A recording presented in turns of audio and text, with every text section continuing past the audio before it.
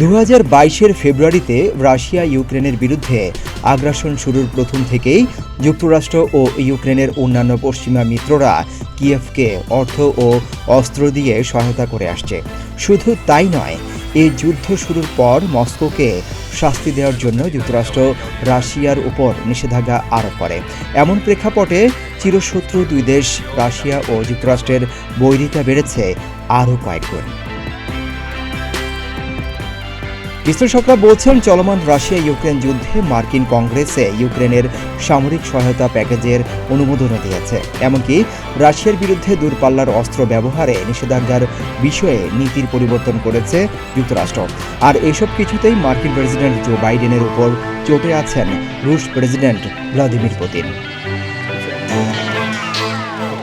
এমন পরিস্থিতিতেই রাশিয়ার প্রেসিডেন্ট ভ্লাদিমির পুতিন যুক্তরাষ্ট্রকে ফের হুঁশিয়ারি দিয়ে বলেছেন, ওয়াশিংটন জার্মানিতে দূরপাল্লার ক্ষেপণাস্ত্র মোতায়েন করলে রাশিয়াও পশ্চিমা ভূখণ্ডে আঘাত হানতে সক্ষম এমন দূরত্বে একই ধরনের ক্ষেপণাস্ত্র মোতায়েন করবে।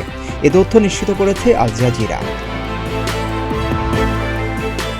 28 জুলাই রাশিয়ার সেন্ট পিটার্সবার্গে দেশটির নৌবাহিনী দিবস উপলক্ষে নৌসেনাদের উদ্দেশ্যে দেয়া এক ভাষণে একথা বলেন রুশ প্রেসিডেন্ট।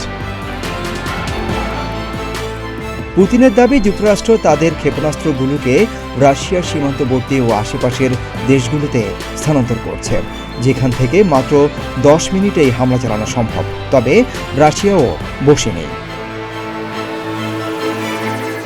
ওয়াশিংটন কখনো মস্কোয় হামলা চালালে সঙ্গে সঙ্গে তার জবাব দেওয়া হবে। বিশ্লেষকরা বলছেন, 500 থেকে 5,500 কিলোমিটার পথ পাড়ি দিতে সক্ষম এমন ক্ষেপণাস্ত্রের উৎপাদন বন্ধ রাখতে 1987 সালে একটি চুক্তি করে যুক্তরাষ্ট্র ও তৎকালীন সোভিয়েত ইউনিয়ন। তবে পরস্পরের বিরুদ্ধে চুক্তি লঙ্ঘনের অভিযোগ এনে 2019 সালে ইন্টারমিডিয়েট রেঞ্জ নিউক্লিয়ার ফোর্সেস ট্রিটি থেকে নিজেদের প্রত্যাহার করে নেয় দেশ দুটি। অবশ্য পরে রাশিয়া জানায়, যুক্তরাষ্ট্র বিদেশে ক্ষেপণাস্ত্র মোতায়েন না করা পর্যন্ত তারা পুনরায় এই ক্ষেপণাস্ত্র উৎপাদন শুরু করবে না।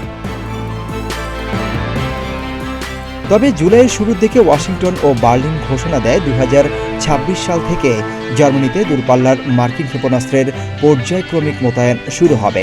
জার্মানিতে সর্বশেষ দূরপাল্লার মার্কিন ক্ষেপণাস্ত্র মোতায়েন করা হয়েছিল স্নায়ুযুদ্ধের সময়।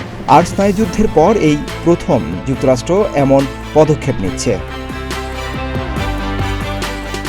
কূটনৈতিকরা বলছেন, ন্যাটোর প্রতি নিজেদের বিশ্বস্ততা দেখাতে ইউরোপের বিভিন্ন দেশে ক্ষেপণাস্ত্র মোতায়েন করেছে যুক্তরাষ্ট্র।